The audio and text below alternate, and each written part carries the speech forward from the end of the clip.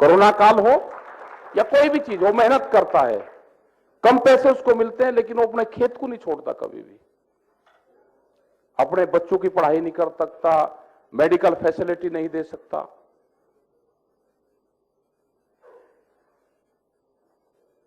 ये देश दो चीजों पे बसा हुआ है, दो चीज हमेशा अगर देश में रहेगी तो ये देश बचेगा। जो हिंदुस्तान है, कृषि और ऋषि, ये दो पद्धति हिंदुस्तान को चलाती है। ऋषि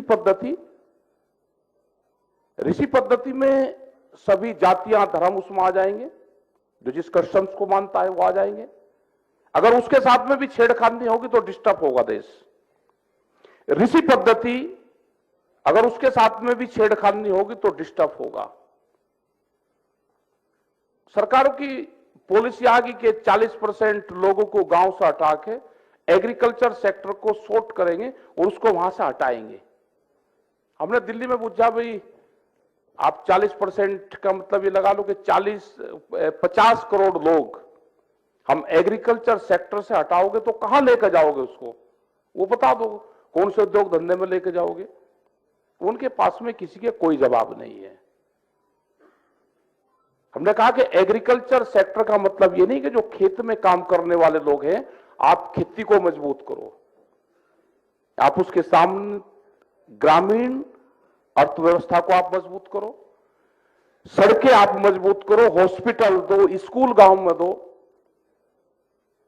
मेडिकल फैसिलिटीज आप गांव में प्रोवाइड करो, आप सस्ती शिक्षा उनको दे दो। प्राइवेटाइजेशन का हम पूर्ण रूप से विरोध करते हैं। जितना प्राइवेटाइजेशन होगा उतनी बेरोजगारी फैलेगी, बेरोजगार होंगे लोग। तो ये आने वाले टाइम के बहुत से इशू हमारे हैं। हम गए करीब 24 कंट्री में हम गए पूरी दुनिया में, और 72 देशों में हमारा संगठन काम करता है पिछले करीब 25 साल से। ब्राजील एक देश है मुख्यमंत्री जी, वहां 280 लोगों के पास में वहां की 80% प्रॉपर्टी है। जितना बड़ा ये स्टेट छत्तीसगढ़, 2 आदमियों के पास में इतनी जमीन होगी पूरी। तो वो मॉडल तो देश में नहीं चलेगा। कुछ व्यापारियों को बढ़ाना कि उद्योगपति सिर्फ 2 या 3 और 4 ही उद्योगपति देश में होंगे, तो देश की जनता अब समझ गई है पूरी, वो नहीं चलेगा देश में। उसके लिए देश की जनता तैयार हो चुकी है।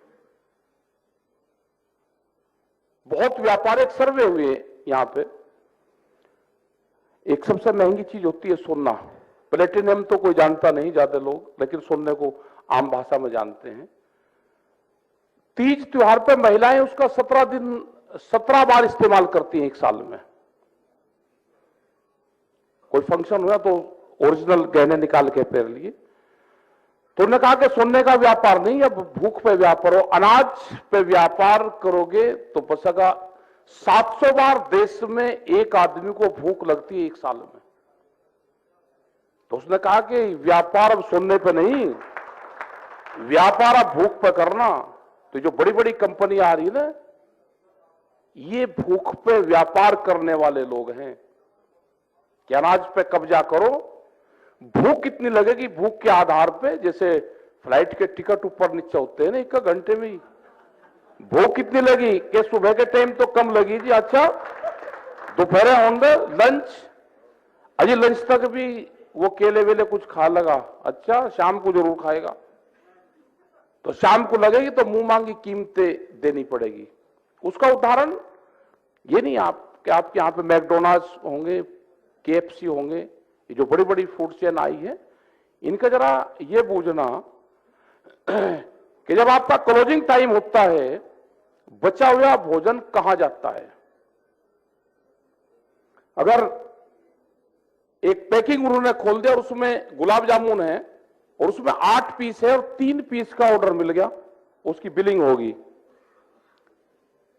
तो बचे हुए 7 पीस वो जब क्लोजिंग होगा शाम के टाइम रात को, कैमरों के सामने वो डस्टबिन में वे डालते हैं। हमने उनसे पूछा, भाई आपके यहां कर्मचारी है, उनको दे दो, उनको नहीं दे सकते। जो 24 घंटे उनके वहां पे काम करता है, बची हुई दाल रोटी, एक एक पेड़ी रोटी का जो आटा होता है ना, उसकी पेड़ी गिन के आती है, पेड़ी उसकी गिनती होती है। तो इस तरह के अगर फूड चेन में लोग आएंगे, बड़े बड़े गोदाम बना के पूरे अनाज को कब्जा करेंगे, तो क्या हालात देश की होगी। तो ये 3 कानून, ये थे वे 3 कानून। किसान तो फिर भी बच जाता, किसान तो बच जाता फिर भी, लेकिन जो गरीब जनता थी, ये हमारा दुकानदार था, ये कहां जाता। जौन सा एक नुक्कड़ की दुकान करने वाला 100 परिवारों को उधार सामान देता है और वो साल भर में पैसा लेता है, वो कहां जाता। ये थे वे 3 काले कानून। हालात ठीक नहीं है, संगठित होना पड़ेगा। बैंक वाले रो रहे, ऑर्डिनेंस फैक्ट्रियां बेच दी सारी, पता भी नहीं चला देश को क्या हो गया। भाई मीटिंग तो ऐसे होती थी ना, पहले भी मीटिंग हुई, भूमि अधिग्रहण के इशू देश में चले तो सारी पार्टियां बैठ के मीटिंग करती थी। सुमित्रा महाजन स्टैंडिंग कमेटी की चेयरमैन थी, बीजेपी की हमारी बड़ी लीडर थी वो देश की। सरकार कांग्रेस की थी वहां पे, लेकिन उन्होंने चेयरमैन किसको बनाया, बीजेपी की एक बड़ी लीडर को उन्होंने चेयरमैन बनाया। हमने भी भूमि अधिग्रहण पे बातचीत करी और अपना ड्राफ्ट दिया, तो सुमित्रा महाजन के सामने दिया। हम भी बैठ कर ड्राफ्ट बनाते थे, जो विपक्ष के लोग थे और जो सत्ता के लोग थे, दोनों के बीच की कड़ी थी हम लोग भी, जो किसान संगठन है, बैठ के बातचीत करते थे। आज क्या हो गया। बड़ी खुशी हुई कि इस तरह के मंच लगने चाहिए। कम से कम छत्तीसगढ़ ने शुरुआत करी कि सत्ता पक्ष और विपक्ष आमने सामने बैठे हुए हैं, मुख्यमंत्री जी बैठे हुए हैं और बात सुन रहे हैं। तो जब ये बातचीत होगी तो ही देश आगे बढ़ सकता है। हम गए जहां मूल्य निर्धारण होता है, उन कमेटियों में हम गए, उस कमेटी में थे हम सभी। जिसने खेत में काम कर रखा है, मैं 2-3 चीजें बताऊंगा, जरा ध्यान से सुन लेना।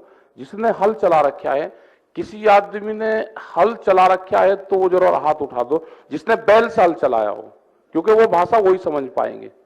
ठीक, उसमें एक क्वेश्चन था। अच्छा तो इसी में से 2 क्वेश्चन आएंगे, एक एमएसपी पे आएगा इसी में ही, और दूसरा जो वहां निर्धारित होते थे मूल्य उसमें आएगा, और एक सुप्रीम कोर्ट में भी उस कमेटी के लोग आएंगे। तो दोनों चीज बैल से जुड़ी हुई है। जो मूल्य निर्धारण करने वाली कमेटी थी, उसमें एक क्वेश्चन आया और उसमें करीब 16 लोग हम थे जो वहां के अधिकारी थे। उन्होंने कहा कि बैल किसान के खेत में 160 दिन काम करता है, तो 160 दिन की उसकी मजदूरी लगा दो। सबने प्रस्ताव पास कर दिए। हमने कहा भाई रुको, इसमें क्वेश्चन अधूरा है। बैल 160 दिन के बाद में कहां जाता है और बैल कहां से आता है। अब किसी ने बैल की खेती करी हो तो बताए भी। उन्होंने कहा जी 160 दिन ही तो काम करा, जो जुताई करी। मगर कोई बात नहीं, जुताई करी, लेकिन वो आता कहां से और जाता कहां से है। वो भाई वो खाना भी खाएगा, भूसा खाएगा, चना खाओगा, पानी पीएगा, वो तो 365 दिन किसान के घर पर रहता है। जब तक बैल की 365 दिन की लागत नहीं लगे, उसका दिन की वो नहीं लगने की, जब तक ये एमएसपी पे हम फसलों के रेट तय कर ही नहीं सकते। तो इस तरह के लोग वहां पर बैठे हुए हैं। जो काका जी ने कहा बिल्कुल ठीक कहा, इस विचारधारा के लोग वहां पे हैं। दूसरा, जो सुप्रीम कोर्ट की एक कमेटी थी, वे कमेटी के लोग कौन सी यूनिवर्सिटी में पढ़ रहे हैं। आज से करीब 32-35 साल पहले वे ऐसे ही एक प्रोग्राम चल रहा था, उसमें हम भी थे टिकैत साहब के साथ में। मुजफ्फरनगर में सुकरताल एक जगह है, वहां पर थे, काफी कलम हमारे हाथ में दे रखी थी, और पढ़ाने वाले थे शरद जोशी जी, बड़े किसान लीडर देश के लिए, सब लोग जानते होंगे। उनका सवाल था कि ऐसे ब्लैक बोर्ड था, वो पढ़ाने लगे कि गाय का बछड़ा एक दिन में 2 लीटर दूध पीता है। अगर आज के हिसाब से 25 रुपए का दूध वो पिएगा तो 50 रुपए का रोज दूध पिएगा, और उसका महीने में कैलकुलेशन करा कि 1500 रुपया महीना ये दूध पी गया, तो ये किसान का नुकसान है 1500 रुपये महीना। टिकट साहब कह लगे भाई रुक जा बात सुन ले भाई, तू व्यापारी हो सकता है, तू अमेरिका में पढ़ा हुआ बड़ा वो हो सकता है, लेकिन तेने अपने हाथ से बैलों की खेती नहीं करी, क्योंकि जिसने बैल की खेती नहीं करी वही बैल कितने का दूध पी गया वो हिसाब लगाएगा। हम तो गाय के बछड़े को,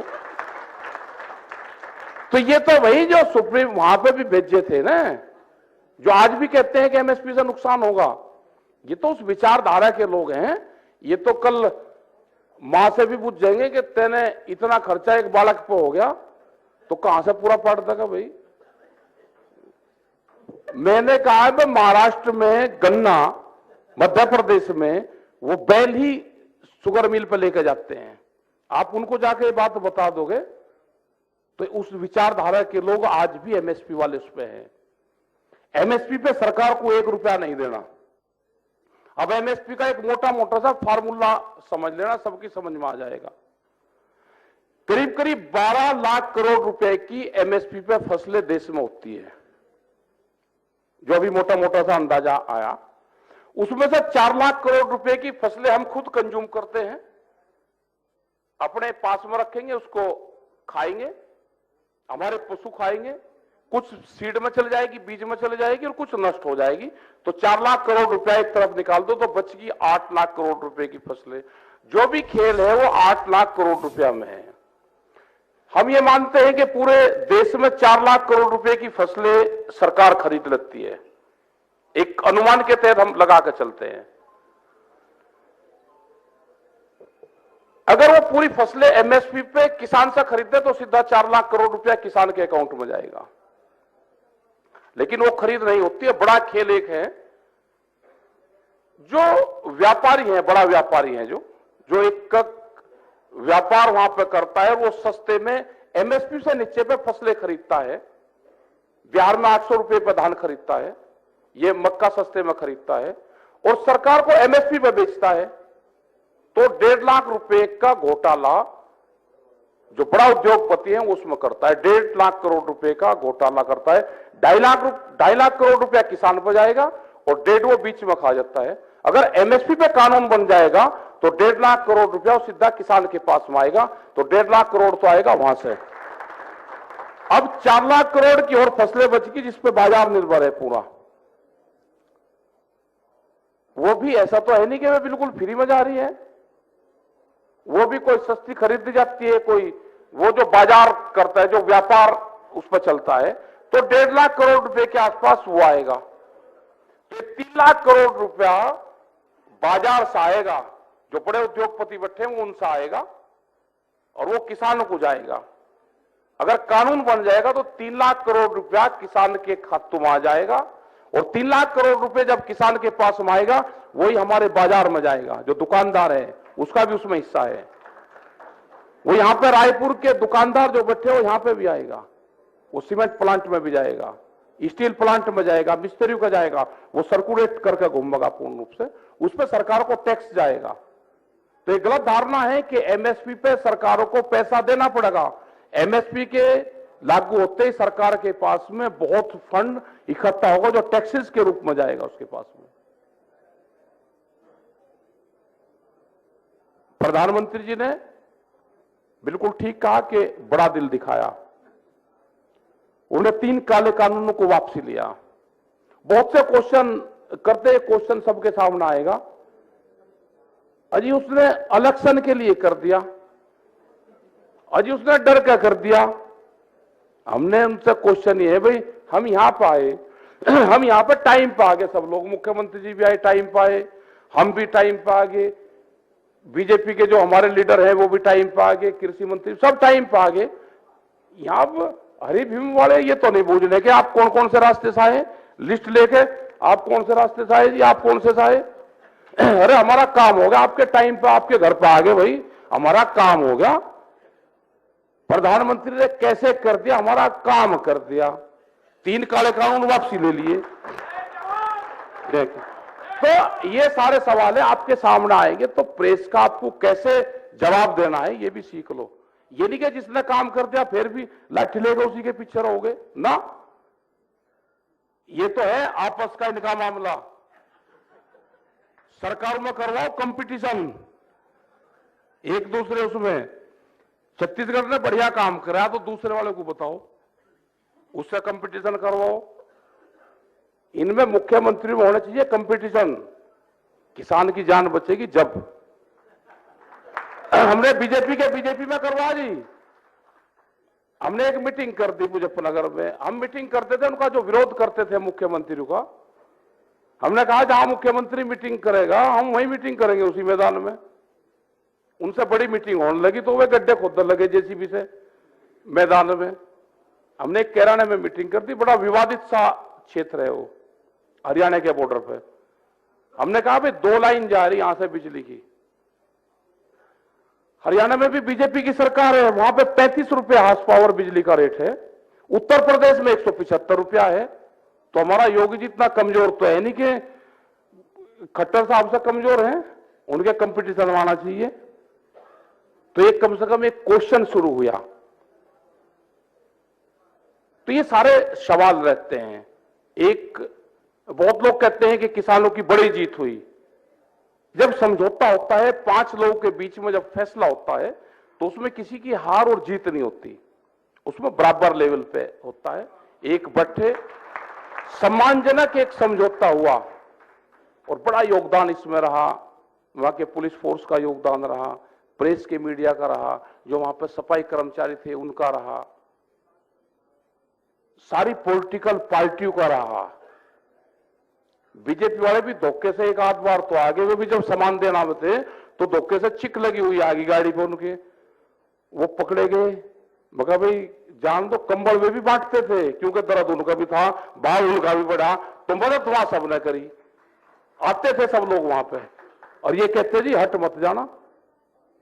एक ने भट्टी चढ़वा रखी थी भाई, वो खाना बनवा के भिजवा लगा, बीजेपी का लीडर था, वो पकड़ में आ गया, उसकी क्लास लगी। उसने कहा जी भट्टी अब मैं यहां नहीं चढ़वाऊंगा, कहीं और चढ़वाऊंगा। तो योगदान सबका रहा और सबके उससे ही ये रहा। होता क्या है कि छेड़खानी नहीं करते हैं।